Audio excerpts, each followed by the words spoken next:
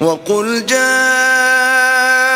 الْحَقُّ وَزَهَقَ الْبَاطِلُ إِنَّ الْبَاطِلَ كَانَ زَهُوقًا۔ اور کہہ دے حق آ گیا اور باطل بھاگ گیا، یقیناً باطل بھاگ جانے والا ہی ہے۔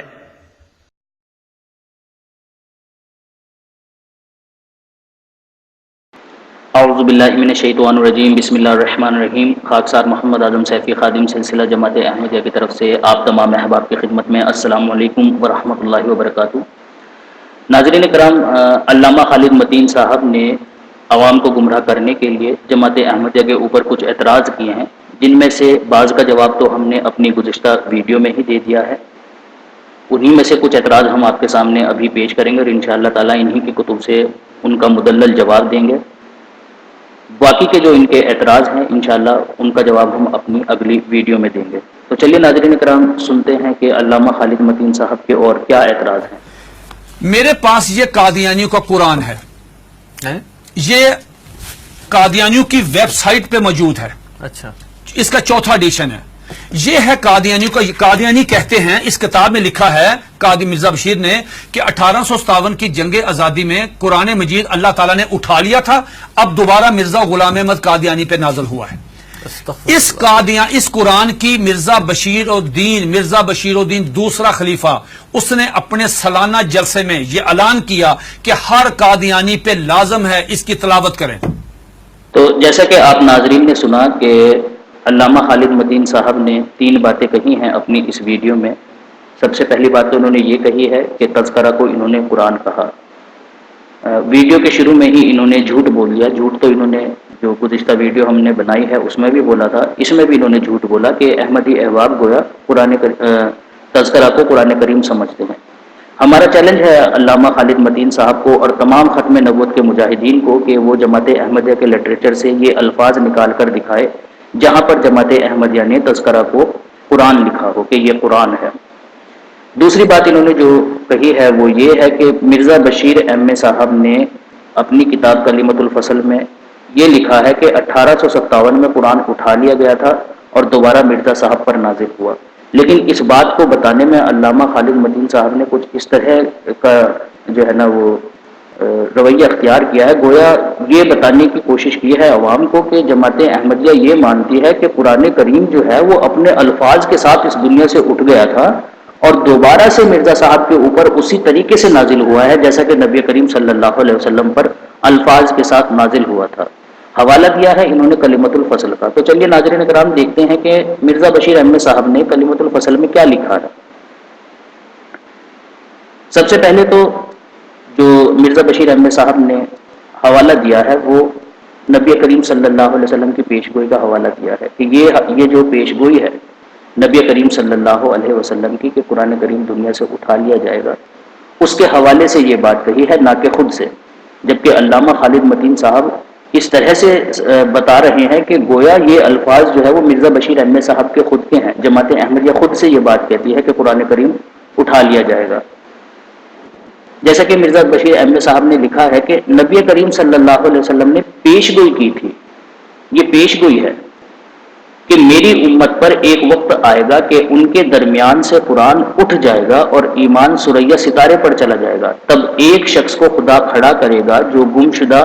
قرآن کو دوبارہ دنیا میں لائے گا۔ تو یہ نبی کریم صلی اللہ علیہ وسلم کی پیش گوئی ہے جو حدیث میں درج ہے۔ ہم آپ کو وہ حدیث بھی دکھا دیتے ہیں۔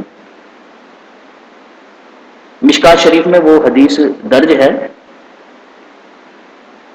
کہ حضرت علی رضی اللہ تعالیٰ عنہ کہتے ہیں کہ رسول کریم صلی اللہ علیہ وسلم نے فرمایا کہ جلد ہی لوگوں پر ایسا وقت آئے گا کہ اسلام میں صرف اس کا نام باقی رہ جائے گا اور نہیں باقی رہے گا قرآن میں، یعنی قرآن میں کچھ بھی باقی نہیں رہے گا مگر اس کے نقوش، یعنی جو علم و معرف کی باتیں قرآن کریم کے اندر ہے وہ نہیں رہیں گی۔ ٹھیک ہے، الفاظ صرف قرآن کریم کے باقی رہیں گے۔ قرآن کریم اٹھ جانے کا یہ مطلب بتایا ہے نبی کریم صلی اللہ علیہ وسلم نے، اور جماعت احمدیہ بھی یہی بات کہتی ہے۔ پھر آگے لکھتے ہیں کہ ان کی مسجدیں ظاہر میں آباد ہوں گی لیکن فی الحقیقت وہ خراب ہوں گی۔ ہدایت سے ان کے علماء آسمان کے نیچے بسنے والی مخلوق میں سب سے بدتر ہوں گے۔ انہی میں سے دین کے فتنے برپا ہوں گے اور انہی میں لوٹ جائیں گے۔ نبی کریم صلی اللہ علیہ وسلم کے اسی قول کی تصدیق بخاری اور مسلم شریف کی یہ حدیث بھی کرتی ہے جو حضرت عبداللہ بن عمرو سے مروی ہے۔ حضرت عبداللہ بن عمرو بیان کرتے ہیں کہ رسول کریم صلی اللہ علیہ وسلم نے فرمایا کہ اللہ تعالیٰ علم کو آخری زمانے میں اس طرح نہیں اٹھائے گا کہ لوگوں کے دل و دماغ سے اس کو نکال دے، بلکہ علم کو اس طرح سے اٹھائے گا کہ علماء حق کو اٹھا لے گا، حتیٰ کہ جب کوئی عالم باقی نہ رہے گا تو لوگ جاہلوں کو اپنا پیشوا بنا لیں گے، ان سے دین کی باتیں پوچھیں گے اور وہ علم کے بغیر فتوے دیں گے، خود بھی گمراہ ہوں گے اور دوسروں کو بھی گمراہ کریں گے۔ تو علامہ خالد متین صاحب کے جو بڑے بڑے علماء گزرے ہیں، جو ان کے اکابرین ہیں، انہوں نے خود اس بات کو تسلیم کیا ہے کہ نبی کریم صلی اللہ علیہ وسلم نے جس زمانے کے متعلق خبر دی تھی وہ زمانہ آ چکا ہے، علماء حق کا نام و نشان نہیں ملتا، لوگوں نے جاہلوں کو جو ہے نا وہ اپنا امام بنا لیا ہے، انہی میں سے فتنے نکلتے ہیں اور انہی میں ہی لوٹ جاتے ہیں۔ تو جیسا کہ نبی کریم صلی اللہ علیہ وسلم کی اس حدیث سے پتہ چلتا ہے کہ علماء حق تو دنیا میں نہیں رہیں گے، اور باقی جو خود کو علماء کہلائیں گے وہ دراصل میں آسمان کے نیچے بدترین مخلوق ہوں گے، اور علم بھی دنیا سے اٹھا لیا جائے گا، یعنی صرف قرآن کریم کے الفاظ باقی رہ جائیں گے، اور جو علم و معارف کی باتیں قرآن کریم کے اندر درج ہیں وہ لوگوں کو سمجھ میں نہیں آئے گی۔ تو یہ بات بیان کری ہے مرزا بشیر احمد صاحب نے کلمۃ الفصل کے اندر، جس کو کچھ اور ہی رخ دے کر عوام کے سامنے پیش کیا جا رہا ہے۔ تیسری بات انہوں نے جو کہی ہے وہ یہ کہی ہے کہ خلیفۃ المسیح ثانی رضی اللہ تعالیٰ عنہ نے کہا ہے کہ تذکرہ کی تلاوت کرو۔ غالباً اسی وجہ سے جو ہے وہ علامہ خالد متین صاحب نے یہ الزام جماعت احمدیہ کے اوپر لگایا ہے کہ تذکرہ کی تلاوت کرنے کو چونکہ کہا ہے اور تلاوت تو قرآن کریم کی جاتی ہے، تو لہٰذا یہ تذکرہ کو قرآن کریم سمجھتے ہیں، حالانکہ تلاوت کے جو لفظی معنی ہیں وہ ہے پڑھنا، ٹھیک ہے۔ تو حضرت خلیفۃ المسیح ثانی رضی اللہ تعالیٰ عنہ نے جو تلاوت کرنے کی بات کہی ہے وہ انہی معنوں میں کہی ہے، نہ کہ یہ کہنے کی کوشش کی ہے حضرت خلیفۃ المسیح ثانی رضی اللہ تعالیٰ عنہ نے کہ تذکرہ جو ہے وہ ہمارا قرآن ہے، اس کی تلاوت کیا کرو۔ اب یہ تلاوت کے لفظ سے جو ہے وہ عوام کو دھوکہ دینے کی کوشش کر رہے ہیں، حالانکہ ان کی جو مثنوی مولوی مانوی ہے اس کا جو کور پیج ہے اس پر دیکھیں کیا لکھا ہوا ہے، کہتے ہیں مثنوی مولوی مانوی ہست قرآن در زبان پہلوی، یہ فارسی زبان میں لکھا ہوا ہے۔ اس کا معنی یہ ہے کہ مثنوی جو ہے نا، مثنوی مولوی مانوی جو ہے وہ دراصل میں قرآن کریم ہے جو کہ فارسی زبان میں ہے، اور اس قرآن کریم کے مصنف کون ہیں؟ نیچے لکھا ہوا ہے مولانا جلال الدین رومی۔ تو یہ مثنوی کو خود قرآن کریم سمجھتے ہیں، کہتے ہیں یہ فارسی زبان میں قرآن کریم ہے، اور یہی نہیں، ان کے علماء باقاعدہ لفظ تلاوت استعمال کرتے ہیں اس کے لیے، جیسا کہ ان کے اکابرین میں سے ہیں حاجی امداد اللہ مہاجر مکی، اور ان کی روایت کو جو ہے وہ نقل کیا گیا ہے، کتاب کا نام ہے حقائق الاولیاء، اس میں حقائق نمبر 173 ہے۔ فرمایا کہ جب مثنوی کے درس کا وقت آتا تو حضرت حاجی صاحب یوں فرمایا کرتے تھے کہ آؤ بھائی مثنوی کی تلاوت کر لیں۔